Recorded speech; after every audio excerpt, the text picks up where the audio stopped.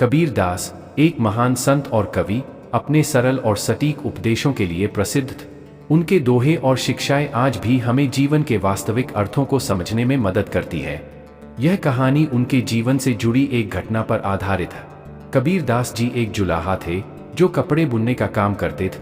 उनका जीवन बहुत ही साधारण था, लेकिन वे अपने काम को अत्यंत मेहनत और ईमानदारी से करते थे। उनका मानना था कि हर काम में भगवान का अंश होता है और काम को पूजा के रूप में करना चाहिए।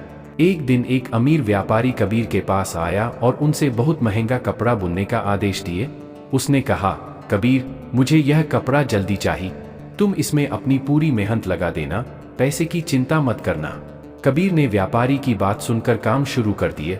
वे अपने धैर्य और निष्ठा से कपड़ा बुनते रहे, लेकिन व्यापारी बार बार आकर उन्हें जल्दी करने के लिए कहता रहा। जब कपड़ा तैयार हुआ तो व्यापारी ने उसे देखा और उसकी सुंदरता से बेहद प्रभावित हो। उसने कबीर से कहा, कबीर, तुमने बहुत अच्छा काम किया, अब मुझे और भी कपड़े चाहिए।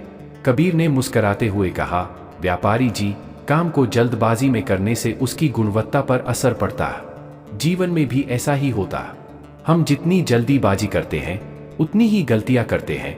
हर काम को समय और धैर्य से करना चाहिए। व्यापारी को कबीर की यह बात समझ में आ गई। उसने कबीर से कहा, कबीर, तुमने मुझे जीवन का एक बड़ा सबक सिखाया। मैं अब से हर काम को धैर्य और संयम से करूंगा। इस घटना ने व्यापारी के जीवन को पूरी तरह से बदल दिए। उसने सीखा कि जीवन में सफल होने के लिए धैर्य और मेहनत की जरूरत होती है।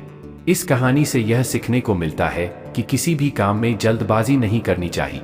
धैर्य, मेहनत और निष्ठा से किया गया काम हमेशा सफल होता है। कबीर की इस कहानी से हमें यह शिक्षा मिलती है कि जीवन में कोई भी काम धैर्य और निष्ठा से करना चाहिए।